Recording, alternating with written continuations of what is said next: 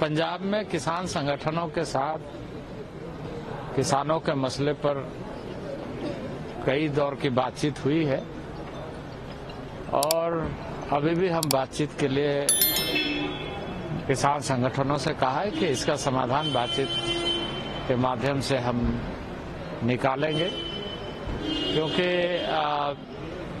किसी भी समस्या का समाधान बातचीत के माध्यम से ही निकलता है, वार्ता के माध्यम से ही निकलता है। और ये देश हम सबका है, हम सबको मिलकर के देश का समाधान निकालना चाहिए ऐसे समय में कि हर आदमी के लिए वो लाभदायी हो सके। तो मैं आशान्वित हूँ अभी भी कि हम सब मिलकर के इसका सारांश निकालेंगे और इसका समाधान होगा।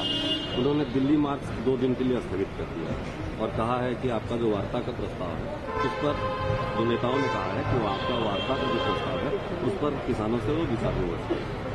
नहीं, बिल्कुल। देखिए, मैं तो कहूँगा कि हमारी जो कई राउंड की बातचीत में बहुत सार्थक भी चर्चा हुई है कई मायने में, लेकिन कुछ में सहमति पर और ज्यादा मेहनत करना पड़ेगा दोनों तरफ से, क्योंकि भारत सरकार प्रतिबद्ध है किसानों के हित में काम करने के लिए और काम कर रही है। आज 2,80,000 करोड़ किसानों के खाते में सीधे डीबीटी के माध्यम से पहुंचाई जाती है।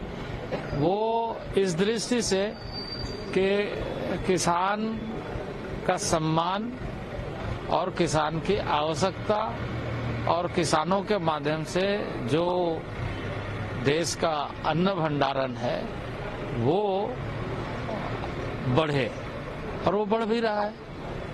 कई वर्षों के आंकड़े को अगर देखेंगे आप नरेंद्र भाई मोदी जी के नेतृत्व में, तो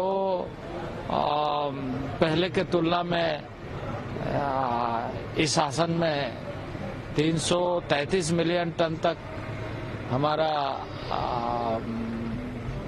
अनाज बढ़ा है। उसी तरीके से हमारे सब्जियों की खेती में, हॉर्टिकल्चर सेक्टर में बहुत अच्छा, यानी सभी सेक्टर में। अभी मैं बात कर रहा था खादी में, खादी भी तो किसानों से जुड़े हुए ही उत्पाद है, सारा वैल्यू एडिशन होता है, क्योंकि कॉटन इंडस्ट्री, कॉटन मतलब उसमें ग्रामीण क्षेत्र के लोग ज्यादा जुड़े हुए होते हैं। उसका टर्नओवर 1,35,000 करोड़ हो गया। उसी तरीके से कई जो कृषि सेक्टर से जुड़े हुए एलाइड सेक्टर है उसमें अच्छी प्रगति हो रही और उसमें लोग जुड़े हुए हैं।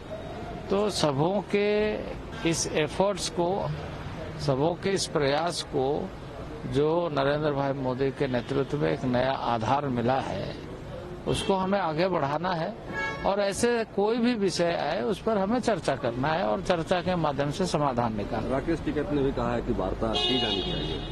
किसान नेता राकेश टिकैत ने भी बिल्कुल, हाँ, बिल्कुल मैंने ये कहा है। और मैं जब चौथे दौर की बातचीत हुई उस समय भी मैंने कहा कि आप बातचीत करके बताइए और फिर हम लोग चर्चा करेंगे। उन लोगों ने ये कहा था कि हम बाकी संगठनों से बातचीत करेंगे और फिर बताएंगे। तो ठीक है, उसमें हो सकता है उन्हें सहमति नहीं मिले वो अपने संगठनों के साथ, तो हम फिर से बात कर सकते हैं। नहीं, हिंसा मतलब आप देखिए, अब इस तरह की असामान्य स्थिति ना बने, शांति बनाए रखना चाहिए।